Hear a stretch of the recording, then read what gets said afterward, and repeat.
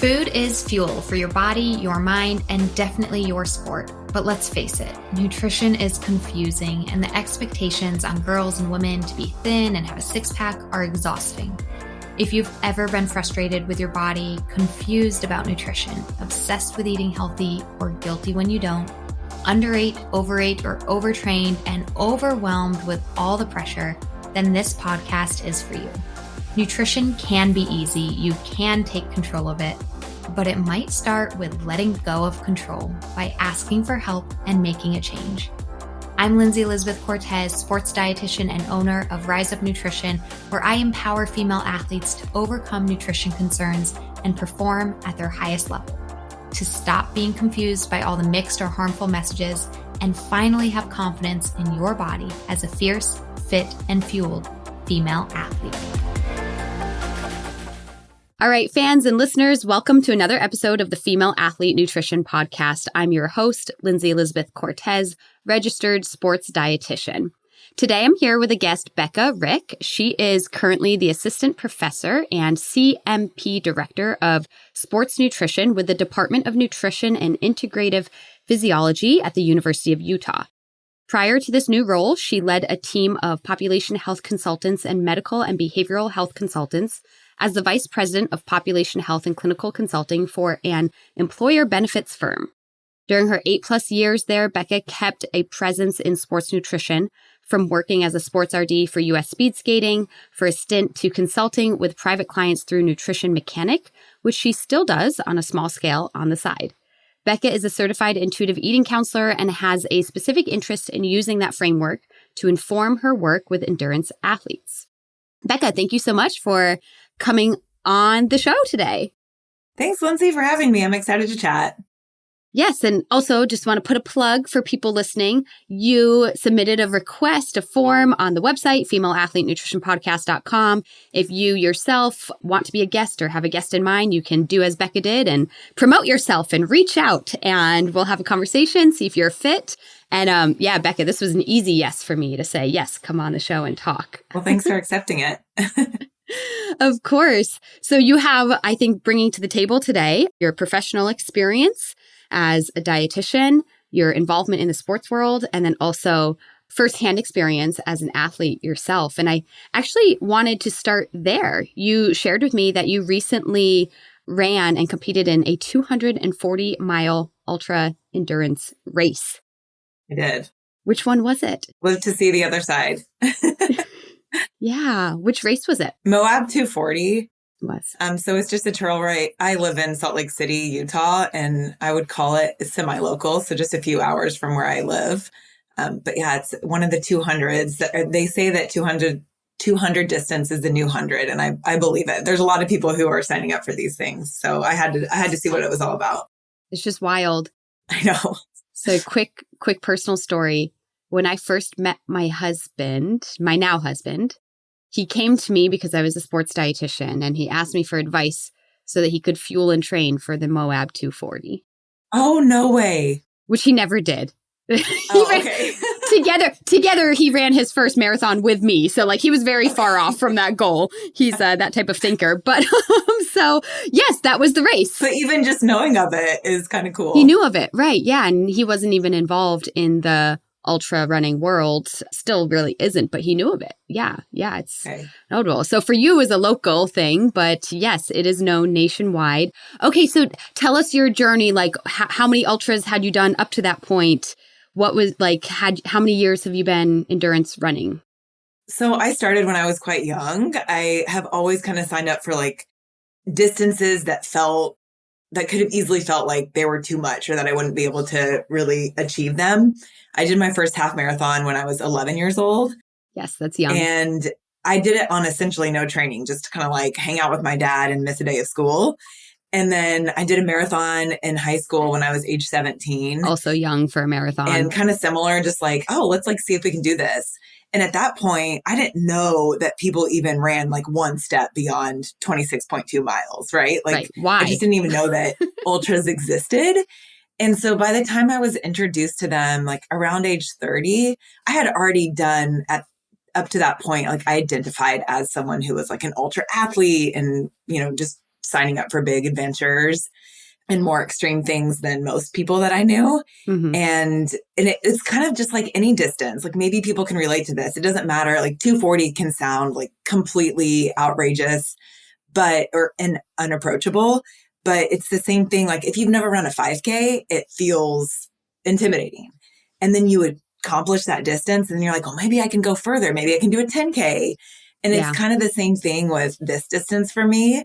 So I had done, I think I finished 4 or 500-mile races before I did the Moab 240 over the course of several years. Yeah. And it was something that like I had no desire to do. I knew people who had completed this distance, and it was the same thing for me. I had done 100 miles and I'm like, I literally can't imagine finishing. Like every time I finished 100, I don't know how I'm even going to like walk to my car. It just feels like you're done. So with 240, I was just like, I don't know how people do that. And then as soon as like at some point, like I had no desire until all of a sudden I did. And I can't tell you what like turned that, but as soon as the seed is planted, it just like kind of grows from there. Yeah. And so I entered the lottery because believe it or not, there's like more people who want to do this race than they have spots available. Wow. And so it's a lottery system, and it didn't get drawn in 2023 when I entered it. And there's like essentially two outcomes. You're either going to be relieved or disappointed. And I was disappointed. Yeah. So I re-entered in 2024 and got pulled. And yeah, that's kind of like what led me to it. Just like this whole idea of seeing something that you don't think is possible and just like putting yourself out there and being willing to accept failure and say like, okay, I'm going to see what I'm actually made of and if I can even accomplish this goal. Well, I think this is why, people who involve themselves in sports past high school or something like that, it really is this pursuit of seeing what we're capable of, and bettering yourself and like doing the scary. And there's so much to be said for that beyond just your athletic achievements or, your heart rate and how much training you do. It's just a mindset of like going after something scary and going after something big and unknown and seeing what comes of it. Yeah. I mean, I think that's what draws, like it certainly has drawn me to running, but probably a lot of people. Like there's so many like life analogies with running. You go through these ups and downs inside of one individual training session or a race that you can immediately apply to your life, and showing yourself that you can like get through hard things and that things are going to get better and that there's always like an up after there's a down is really helpful to just life challenges as well. And so, I mean, I feel like we're lucky as runners to be able to choose our hurt, like so many people in past and current times, like don't get to like choose how they're going to face challenges. And running is like, feels very privileged to me in that way, that we get to like put ourselves into a situation where we're like choosing to be challenged. But I think it helps us to like then approach life differently. And yeah, that's what's drawn me to running, and I think kept me coming back. I think that's beautifully said. And it's a good reminder for when we do find ourselves in those places of like resenting our training or feeling really disappointed in the outcome of something, remembering that this is a privilege. We chose this, and I think that's a really wonderful perspective. And so you said earlier, like 200-mile races are like the new 100. And it's just, I think it's because, I don't know, like it's like, when is it going to stop? Is it going to stop with these ultra endurance races? Well, now there's a 300-mile race that they're doing for the first time next April. So 2025, there's something called, I think it's called Monster 300, and it's taking place in Arizona. You can't even get into that. The wait list is like ridiculously long. So there's a lot of people that are like, kind of like, where does it end? What are we capable of? And at some point it becomes something different, right? Like, it takes days to complete this. So well, that's what I was going to ask. If you could shed light. So for our listeners who aren't involved in the running world, or who are, but are like track and field or like 5K and just can't even imagine, like, how, generally speaking, everybody runs and competes and walks. There's walking included at different paces. But like, how long does an event like this take? And how do you even, prepare for that with like, like what time in the morning are you sleeping? Are you like, what goes on? These are good questions. I think that's what makes this distance really fun too, because the logistics are like half the challenge of just like preparing for like where you're going to meet your crew and how you're going to sleep and, you know, how many times you need to change clothes and making sure that you're prepared to like weather different fluctuations in temperature and things like that. The nights, the days. So the logistics are definitely different than you would have in the course of a marathon or something, even like 100 miles even. They give different races are going to have like different cutoff times based on like the terrain and how difficult the course is. Moab, I want to say it's 117 hours. So it starts on a Friday at noon and the cutoff is that following Wednesday at 8 or 9 a.m. Wow. And so it's just like, you know, people that are tracking you are like, they're waking up Saturday, they're waking up Sunday, they're waking up Monday, and they're like, you're still running. Oh my God. It's forever. Yeah. It took me 83 hours to complete. Wow. I was the second female to finish. Wow. And in that 83 hours, I had 24 hours of stop time. That's like a big chunk of the time that I was like actually not moving at all. Right. So. And that includes resting, eating, changing your clothes. Yeah. Yeah. It takes And did you sleep? You had to sleep. I did sleep some. I didn't sleep as much as I wanted to because I ended up just having really bad blisters on my feet. Ugh. And it was something that like I spent hours and hours having medics like tape literally each individual toe. And it took forever. Oh my God. And it took away from time I was intending on sleeping. The benefit of all the stop time though, that I was awake and stopped, is that I ate a lot more than I typically would have. Like rather than just having like a plate of food. If you were sleeping, you wouldn't have been eating. Yeah, I was able to eat a lot more calories than I think I otherwise would have, which ended up benefiting me. But I slept a 60 minutes, then I slept 90 minutes, and that was it. And then in these longer distances, you hear people talk about like trail naps. And like they take dirt naps and they'd say like 7 minutes is the sweet spot. You just like lay down and you sleep. And I'm like, who does that? Why? Like that doesn't sound comfortable. But when you're that tired, I did that a couple of times. I had a friend that was pacing me in the last like 30 miles or so, set an alarm for 14 minutes. And another time, I think we set it for like 2 or 3 minutes. I just wanted to close my eyes and it helps you reset. So. Oh my God, this is wild to hear this. Yeah. You're not using that rest for like recovery. It's not like your body is physically healing. No. It's more of just like a reset for your brain, if like nothing else. Wow. So. Yeah. And I can almost imagine like similar to like 5 a.m. training runs where you just jump out of bed and you just go without thinking. You know, you wake up from your 7-minute nap in the dirt and you just go without thinking.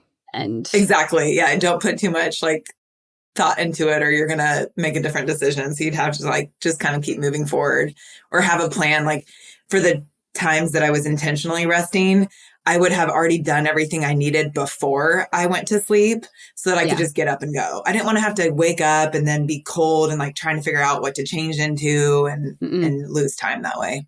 Yeah. Okay, so let's talk about the logistics of eating then. And again, you're coming as an experienced distance runner, having run your first half marathon at 11 years old, but also as a dietitian and somebody with that strong nutrition background. So let's maybe start with the nutrition throughout training. Like what were some of your principles? Because I also want to set the stage for listeners. I would imagine it's not like you were out there running 200 miles every week just to prepare for this, because that would have done burnout. But you, I'm sure, had a decently high weekly mileage to prepare for this. And so, what did kind of some nutrition principles that kept you fueled in your training as you led up? What were some things you stuck to? The biggest thing that I was practicing was like kind of training my gut during training, because I oftentimes in the past, like even training for 100-mile races, I would probably underfuel the actual training. And then you get to the race and I'm trying to consume more than I was used to in training.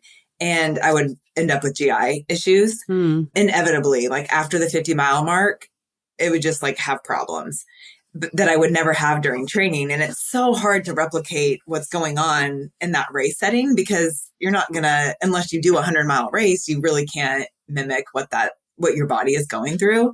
So I was worried about that going into Moab. Like, I can't just be dealing with diarrhea for 150 miles. No. So I worked on just eating a lot more and eating a lot of variety. So in these long trail races, you're not just fueling with gels like that. It's just not enough. You have to eat real food. You're going over the course of days where your body is used to having breakfast, lunch, dinner. Yeah. And at aid stations, they're giving you pizza, they're giving you spaghetti and meatballs and ramen and burritos. So trying to like actually train with real food and be able to run with like, I just ate a bagel and I'm still moving.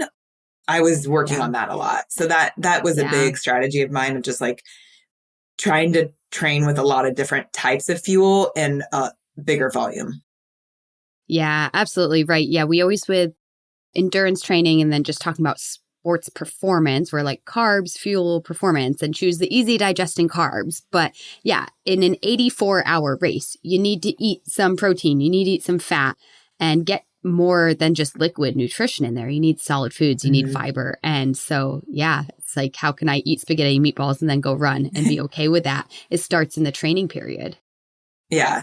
And the reality is in these distances, like you're not running the whole time, especially if you're going uphill, like you're going to be hiking. And so if you're going at that like low to moderate effort, then you're able to like, you have more blood flow that can contribute to digestion. And so that's part of it too, of like, hey, I have to be able to eat in order to continue on this thing. So I need to slow down for a little bit, and that's okay. Yeah, absolutely.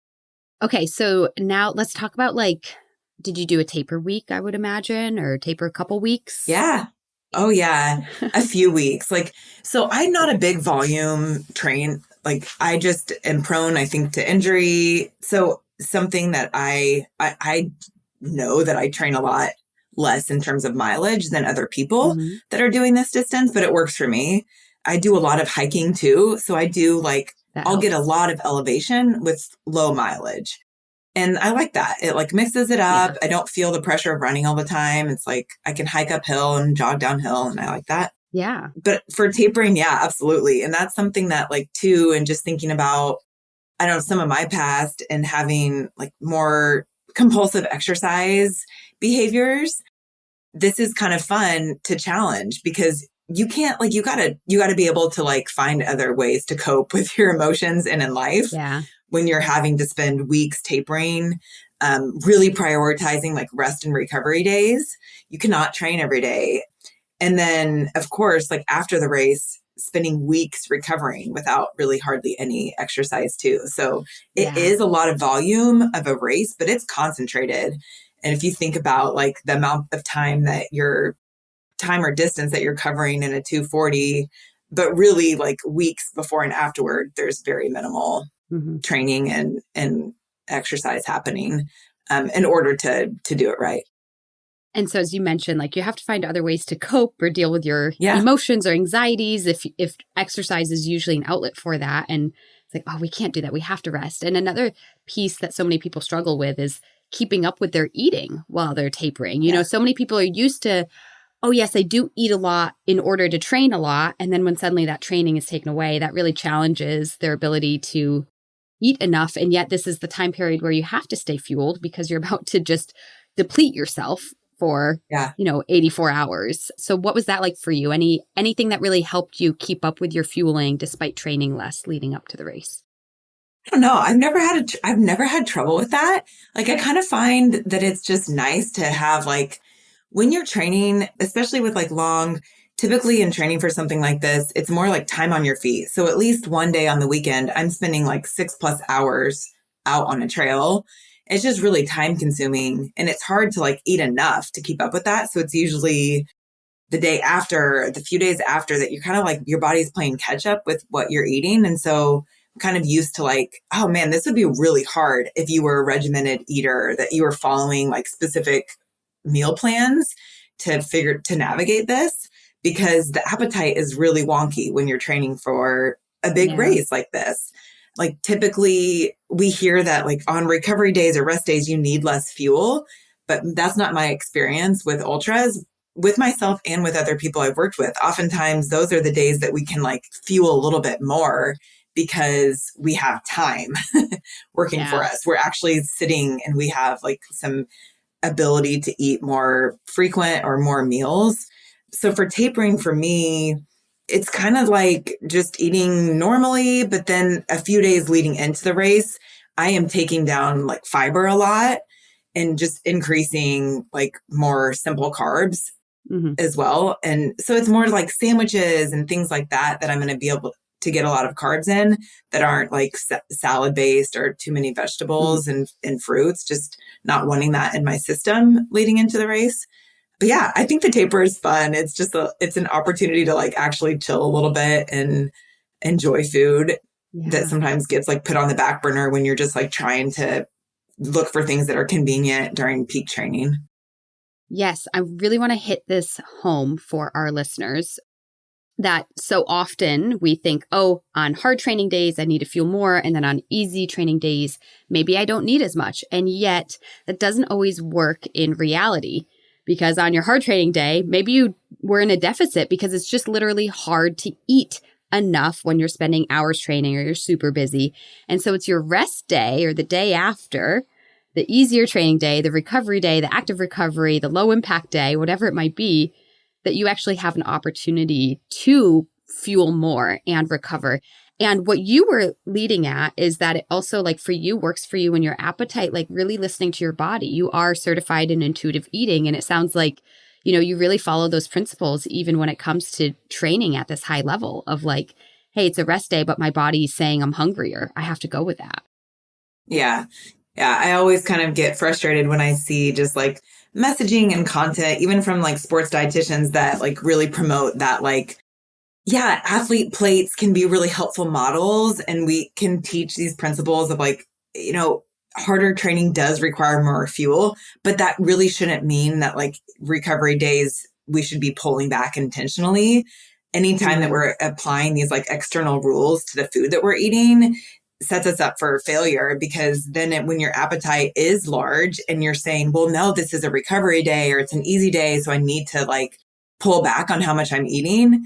The only outcome of that is that you're like the pendulum will swing. If you're restricting, it's going to lead into like compensating for that, which just perpetuates like an unhealthy cycle. So by just allowing ourselves, I know it's easier said than done, but trying not to apply those rules and just like let the appetite guide us is really the only sustainable way to approach it. It is. And it does get complicated in the world of sports nutrition, because it's like, well, yeah, we might need to carb load and we might need to hit our protein for recovery. And yet we still have to be intuitive, because it's your body. Every training day is different, and we can't be like adjusting our fueling every day based on, oh, this workout was 20 minutes shorter, or like, oh, I pushed in those last 5 minutes. Like you can't figure that out. And so, can you imagine? Like, I don't want to be the one spending my time and energy calculating that. No. And we're interested in this, and we like sports nutrition, and like, even we don't want to calculate that. I don't even know that it's really fully possible to account for all the little details and nuances that might happen over a 24-hour period. And it's not like your body just like at the end of 24 hours just resets its caloric metabolic need. So I often tell clients, what you were alluding to is like, well, on a rest day, let's not fuel less. Let's keep, honestly, maybe even continuing to fuel more, because your rest day is recovering from your past hard effort and also preparing for your next hard effort. Right. And so it's really not a rest day because your body is still doing the work to recover and to prepare. It's not really resting. It takes a lot of fuel to repair the damage that you've done during training. And that sometimes gets lost. Yeah. So you also hit on, like, you did intentionally reduce fiber and increase carbohydrates leading up to the race. Was that, once again, just very kind of with your knowledge, just very intuitive, or did you do like a carb loading plan? I didn't follow a specific carb loading plan, just like generally speaking, I'm trying not to go more than 3 or 4 hours without eating. Yeah. And then really being intentional to make sure that I'm getting carbs in. And so with like that does require some nutrition knowledge to know what things to Yeah. choose, but I have a lot of experience with that. So it's easy for me to just be like, okay, normally I would be like, oh, I might just not plan for a meal at 2 p.m. But right now I'm going to like pack an extra egg bagel sandwich to Yeah. take to work to make sure that I'm like having more of like a meal than a snack at those Yeah. weird increments of time. And it does get to the point where you're like, you're not just like super hungry for a meal, but you can still eat. And just knowing that like I was fueling my body for this event to come was easy for me to just like make a big batch of pasta, like things that were just easy to Yeah. get down. Yeah.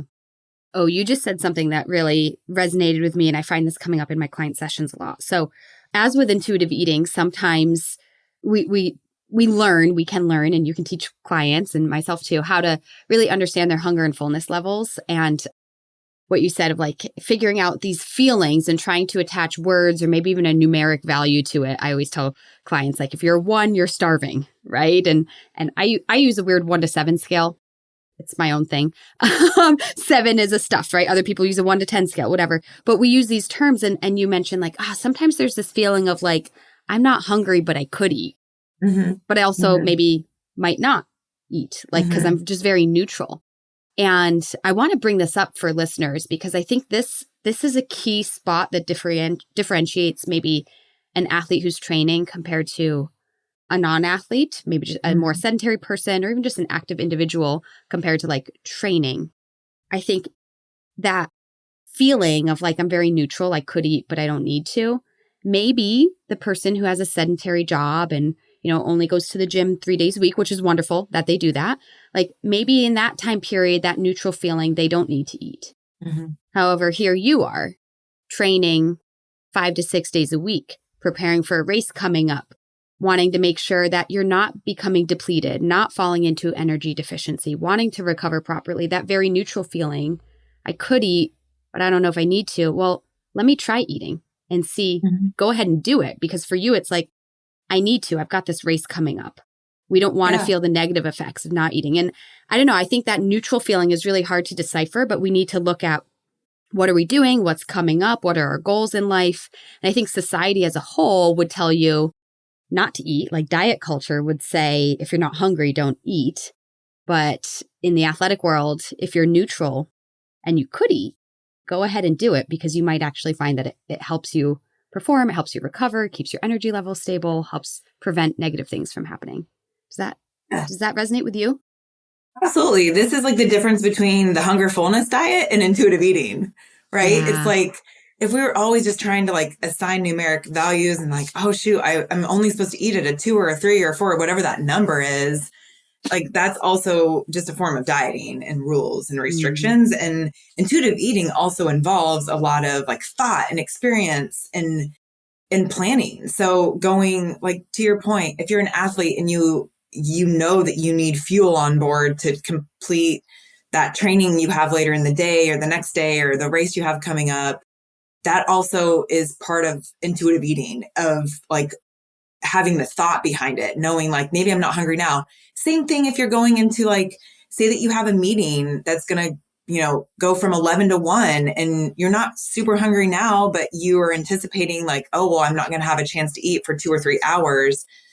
Or you're going into your shift worker and you have these long stretches of time. Like sometimes it requires us to like anticipate that need that's going to happen later and eat now or set ourselves up for not experiencing that. Like we don't want to be at that 1, right? On the scale, Right. if we're using that scale, like if we get to that point where we're just ravenous because then we skipped lunch, even if it's accidental, because we weren't super hungry before that meeting we had or whatever it is, we have to anticipate those needs, whether that's for an athlete or not.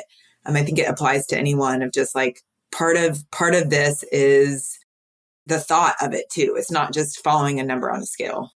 Yeah. Yeah. I think a lot of athletes that want intuitive eating can fall into that trap of just listening to their body in that moment. But it does, in true intuitive eating, involves listening to all your thoughts based not just on the present, but the past and the future. Right. Which sounds quite complicated. but No, once it you is. do It's it, not it is. easy. I know, right? It's It's not like, easy. it sounds so, it's like when you are an intuitive eater, it's the easiest thing. It is intuitive. It just makes sense. And yet, like, teaching it to other people, I even find myself tripping over my words sometimes because it's complicated to explain to somebody. It is. And it's like pretty overwhelming to think about if you're like in the throes of diet culture or you're used to counting or have external food rules. Yeah. Like, I remember when I was first introduced to intuitive eating, I couldn't imagine it. It's scary. But the reality is, like, I was already eating all the foods anyway. It just wasn't in like a very fun or intentional way. And so having some like guidance, whether that's working with a professional or doing like some research, there's so much content out there now, and just like being willing to try something new. It's very freeing to go through it, but it is pretty intimidating to get started, I think. So let's keep diving down this path and sharing a little bit more about your journey, because I don't know much of it, but you shared with me, like, you know, when we were emailing, you were like, I have things I might have told myself when I was younger, right? And this, oh gosh, I've got a long list of things too, but like for you, as you got into running at such a young age and then got into nutrition, like you weren't always an intuitive eater, is what I'm hearing from you. Right. This wasn't like you had to learn that. Yeah, share with me maybe a few of the mistakes that you made when you were younger with your nutrition in life or as in regards to running, and kind of how you've adjusted and learned to overcome those. Yeah. Shoot, like, I don't really talk too much about like my history with disordered eating. In part, like, that's intentional, just because I spent so many years with like that was all I cared about and focused about, and it consumed like 99% of my thoughts. And so at this point in my life, like, just knowing that like the closest people in my life don't even necessarily know that history is very freeing to me, because that wasn't always the case, you know? I love that. But yeah, so I have a long and complicated history with my own relationship with food. And it started like really unintentionally under fueling when I was in high school, and just ran because I loved running. And I didn't have any guidance on like how to fuel. And so I lost weight. And then I was like, had pressures from friends and people just commenting on like how I was too thin and all this. And so then I started eating more, and that led into like a pretty severe binge eating disorder.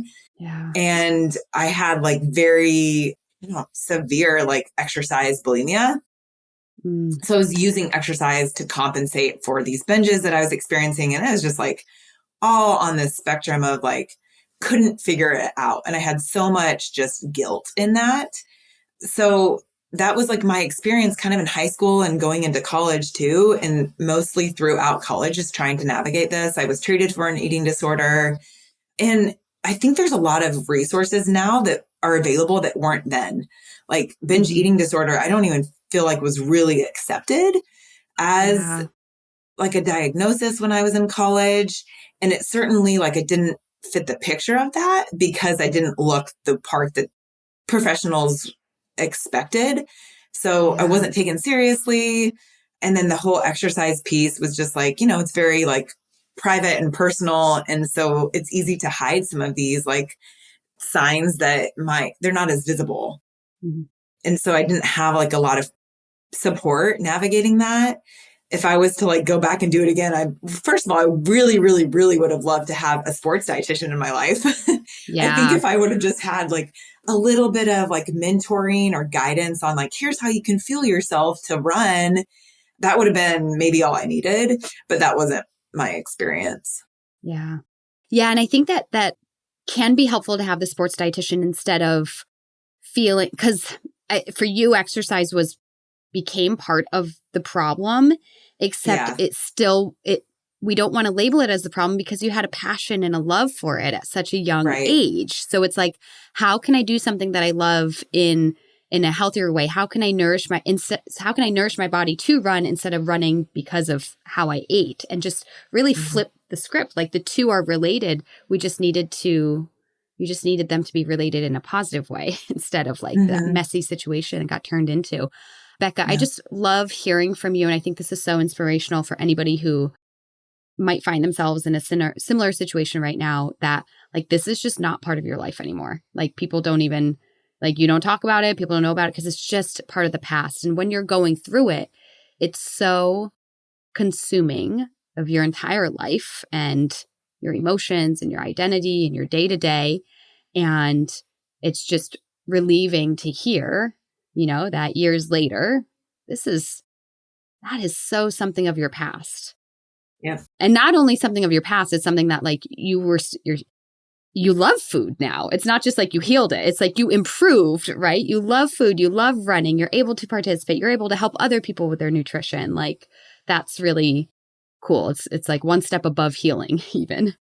It is true. Like there is so much hope, and it doesn't have to be perfect. And my like journey was absolutely non-linear, and that's okay too. I think a lot of times, like for me, and maybe people can relate to this, there's a lot of guilt when you think that you're recovered and then you take a step back. And that's just part of being human, and that's okay. Yeah. I still use food to emotionally cope in certain situations, and that's okay too. Like, I'm human and I'm not perfect. But I think that needs to be like talked about more in our world. It's not like I had an eating disorder and then I was recovered. Like, it usually just isn't that simple. At least that's not been my experience. And I think that's okay to like that we can still talk about it openly and know that there's like hope and that there is like recovery is available to all of us. And it doesn't need to look any certain way for us to like be able to say that. Yes, I agree with you completely in those statements. And then I also feel that like when you have an eating disorder, you imagine that recovery means that like, I don't know, everything is normal. But how do you define normal eating? Me?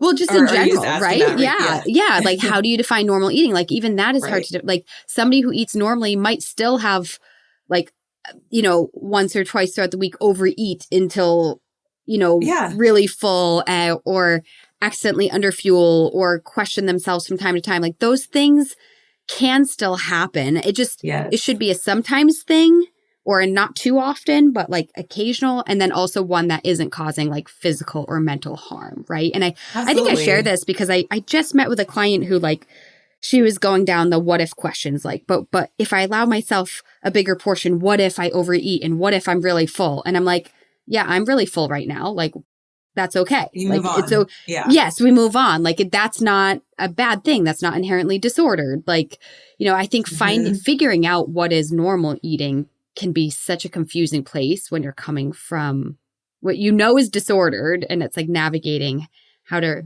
define what is normal. Absolutely. That reminds me of like when I absolutely detest when I see these like what I ate in a day things on social media. Yeah. Because it's just like that's so incomplete, right? Like Yeah. maybe if you just see me at a restaurant and I'm eating a salad, you're going to go, that girl eats salads every time she eats. But then the next day, maybe I'm having a burger, I'm having this and that. That is normal eating. It's just like, it changes. It's really dynamic. And it's not just like captured in, here's what I ate today. And that can get us into like a lot of trouble. And another thing too, maybe the difference between like what you were saying of, it's normal to overeat or undereat. Like this is just part of being human, is not putting so much attention on it to where it looks the same every day. That's probably a sign of like caution.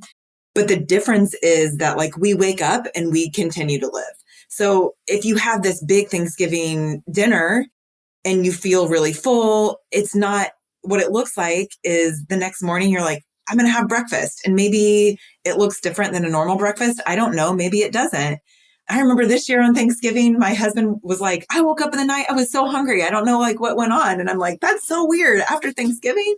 Yeah. But you just get caught up in the day. And that's like, being able to be receptive to like listening to your body and not be like, well, it's the day after Thanksgiving, so I'm going to skip breakfast. Like that's the difference. It's just like, you have to continue just moving on and not letting it be like the central focus of your life, like trying to control it.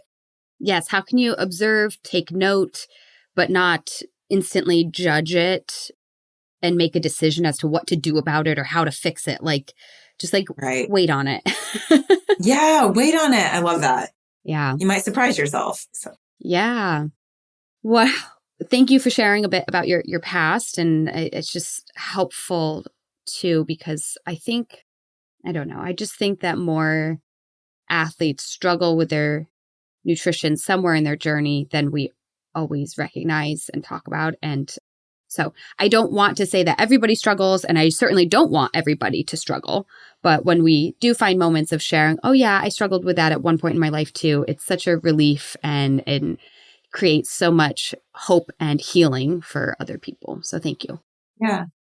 Yeah, absolutely. And I think a lot of people in the ultra world, like maybe get into ultras because like maybe they're more susceptible to using exercise as some type of like coping or whatever mechanism. And it's not always like a super healthy approach. But for me, I mean, it might sound crazy to like say that running these ultras has helped with my like healing.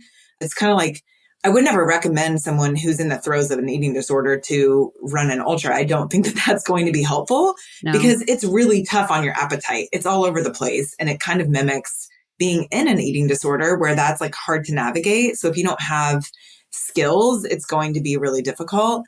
But it kind of got me to the finish line because like what we were talking about earlier, when you're running ultras, it requires rest. It requires tapering. It requires recovery. And you can't do those things if you're using exercise like compulsively. And so that's been really helpful for me to be able to like, I need to be able to just chill. I can sit on the couch and do nothing today and be okay with that. That's felt really healthy for me.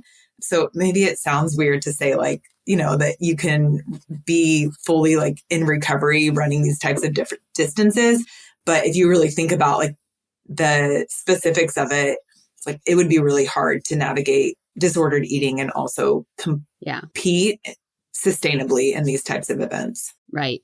No, not sustainably. And that goes back to what you were saying earlier in the podcast about running being a privilege, you know, and like that you get to run and you get to pick that pain, right, of going through a 240-mile race. But it alludes to like, hey, if I want to do this is a privilege for me to run and compete in this distance and run every day.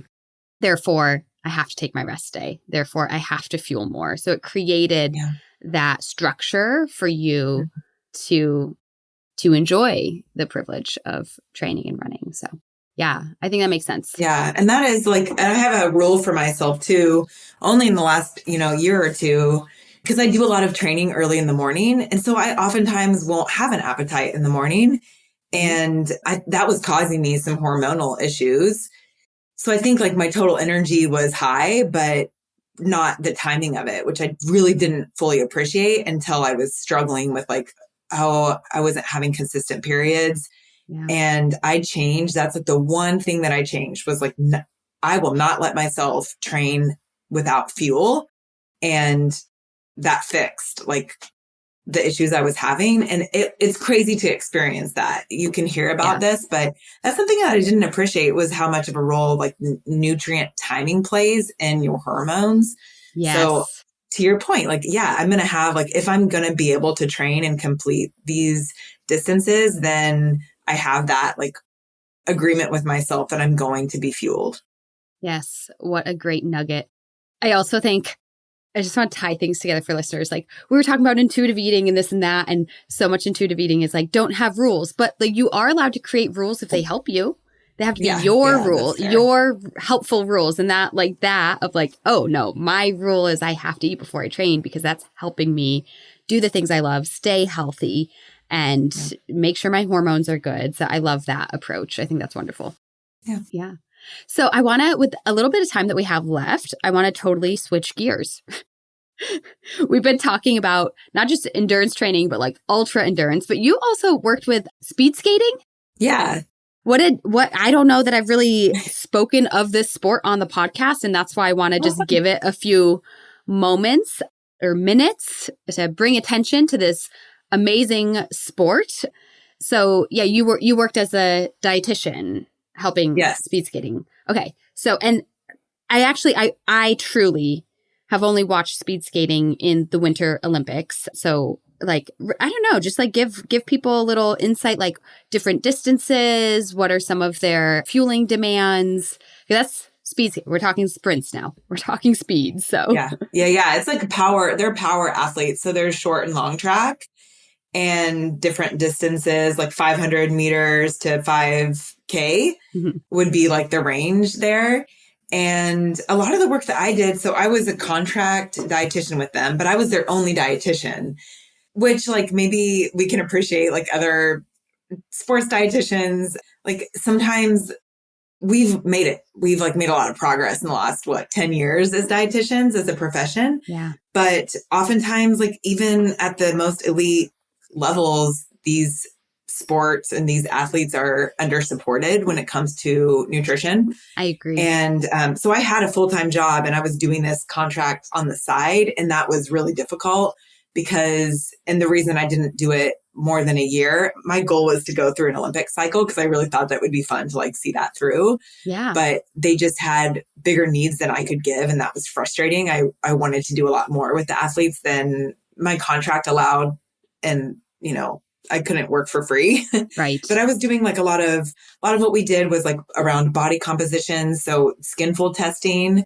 And then we did a lot of blood work. And what I loved was they did have a really strong like collaboration with the sports performance team. So working with like sports med doctors and strength and conditioning and their coaches and trainers.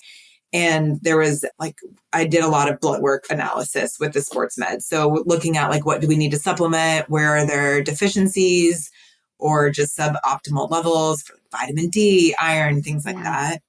And overseeing kind of the supplements there. I was doing like nutrition, just basic assessment with athletes and helping navigate, like reviewing different supplements that they were exposed to or recommended to, and trying to make sure that there was like a lot of safety and the right protocols for navigating all of that. So with this type of sport, I'm curious if the conversation around like weight to power ratio came up a lot. Was that a common concern?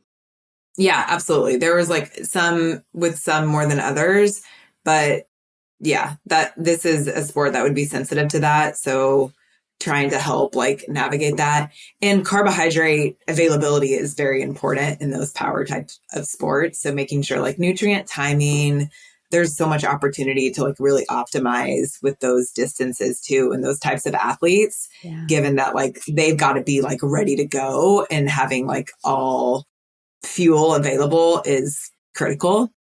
Yeah. I remember in high school, just in my youth, I was not really into reading very much. And then for Christmas one year, my dad bought me Apollo Ono's book. Oh, yeah. You remember him? So I don't know what year he was in the Olympics, right? Yeah. Was it in like the 90s or? Yeah. I'm forgetting. But I probably should know this, but I should remember too. I graduated high school in 2007, so I don't know when exactly I read this book. I might have been like 13 or something. Anyways, but I feel like he like really made speed skating like really, I don't know. He became he like became a little bit of a celebrity, and this was before social media and everything, right?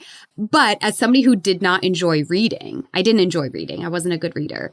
And my dad, maybe my mom got me this book because they were like, well, she likes sports, so maybe if she reads a book about sports. And that was like one of the first books I remember. I read cover to cover and I was interested in it. And he talked about like how much he was squatting, and he talked about his nutrition, which I forget. So I'm not necessarily recommending this as a nutrition book because I forget what it said, but it was interesting. And I was not, I'm from Massachusetts, but I was not a good skater. I didn't do that sport even, but I hadn't ever been exposed to it either.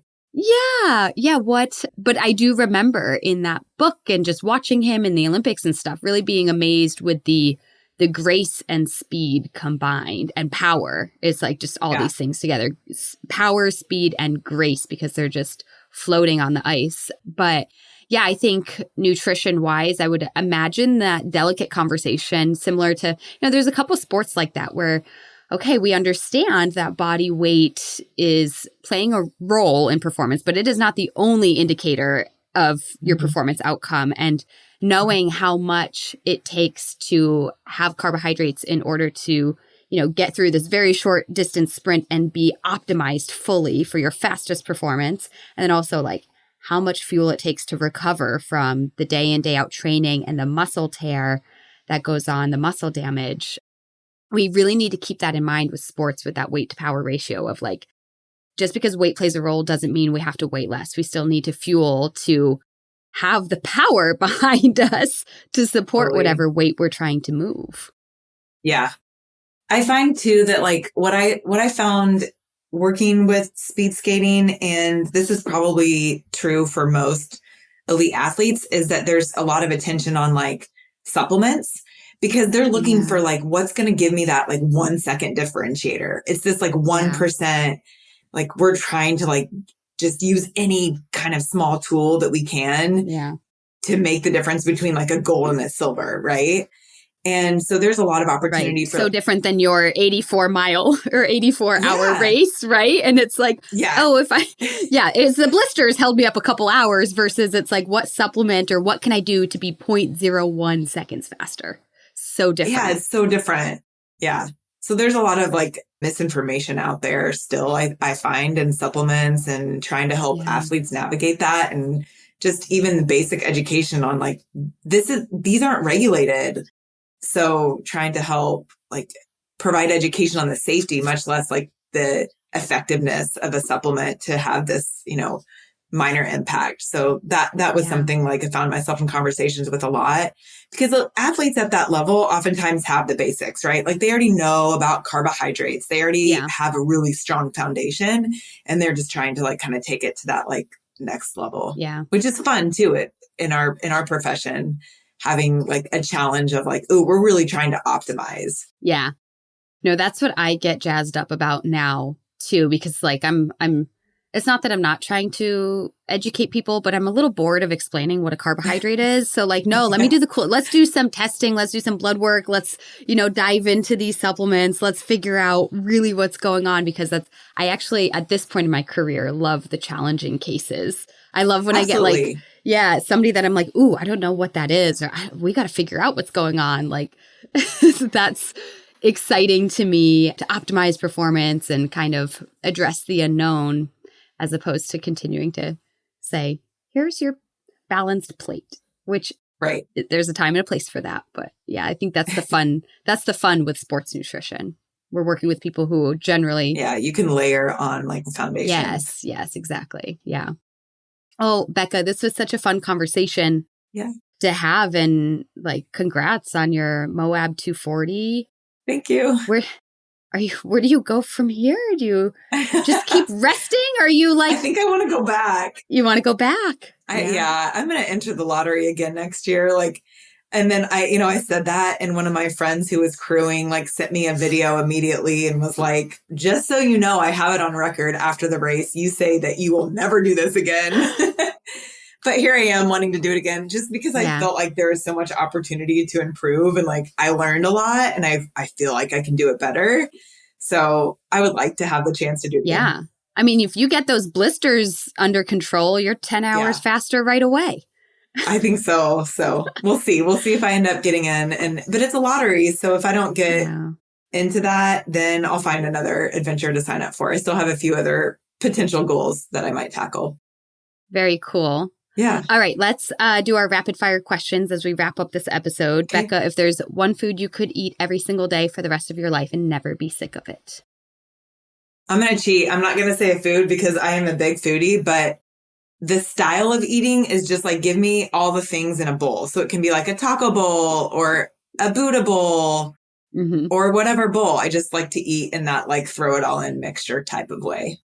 I will accept that as an answer. I feel you on it. And I feel like that's a very intuitive eater approach too. Yeah, just mix it all. It's the feeling, and it's the feeling of eating everything all together in a bowl that you love. Yeah. Very cool. Yeah. What is your favorite sport to participate in? Definitely. Running, but specifically in the mountains. Yeah. So any kind of mountain adventure. It doesn't have to be running. It can be like navigating a ridge or something like that too. Very cool. How about as a spectator? What's your favorite sport to watch? I'll go with basketball. I grew up in Indiana and I love watching men's basketball specifically, just although women's has gotten a lot more exciting lately, but Yeah. I like watching basketball. It's a fun sport to watch. I agree. Yeah. And who's a female athlete that you want to give a shout out to for being an inspiration, a role model for any reason, and why? I think for this one, like, there are so many professional female athletes that are inspiring and help us dream and like imagine what the possibilities are. But the person who like inspires me the most is just like your everyday, like the people who are just in my life that I run with or that I get out with in the mornings that are like, maybe they're moms to dogs and or humans, and they also have full-time jobs, and they're like balancing all this like life and work demands, and they're still getting after it. Like that's who motivates me on a daily basis. I agree. Shout out to the everyday athlete who's crushing it. Yes. Yeah. Thank you, Becca. Thank you for being a listener. Thank you for being a guest on the show and for being a sports dietitian in this world, helping other people fuel their bodies and achieve their goals. Yeah, thanks, Lindsay. It was great chatting with you. Appreciate you having me on. Thank you so much for listening. I really hope you enjoyed the episode. If you did, I would truly appreciate if you could share this episode with a friend, give us a 5-star rating, or even leave a comment and a review. It really helps boost engagement and searchability and get episodes like this into the ears of people who will benefit from improving their nutrition and getting help. If you yourself are looking for more resources and help, you can head to riseupnutritionrun.com to learn about all my services and offerings. You can also find more resources at femaleathletenutritionpodcast.com, where we have all the resources surrounding this podcast. Both of those links are included in the show notes. There, you will also find ways to support this podcast. You can support the podcast with a financial contribution, link in the show notes and on the websites. And you can find ways to get in touch with me. If you are looking for help with your personal nutrition, you can head to my website and get in contact with me, and we can talk about applying for nutrition coaching help. Perhaps you are looking to be a guest on the podcast. You can head to femaleathletenutritionpodcast.com and submit a form to be a guest on this show or recommend somebody else. I also have discount codes and links to different products and companies and resources and free downloadable handouts within the websites that are always evolving and being updated, so please check them out. Many of these companies and products I do occasionally talk about on the show, but they're listed on the websites as their forever home that you can easily access when you're looking for help. Thank you so much for being a fan. Please reach out if you need help, and I'll see you in the next episode.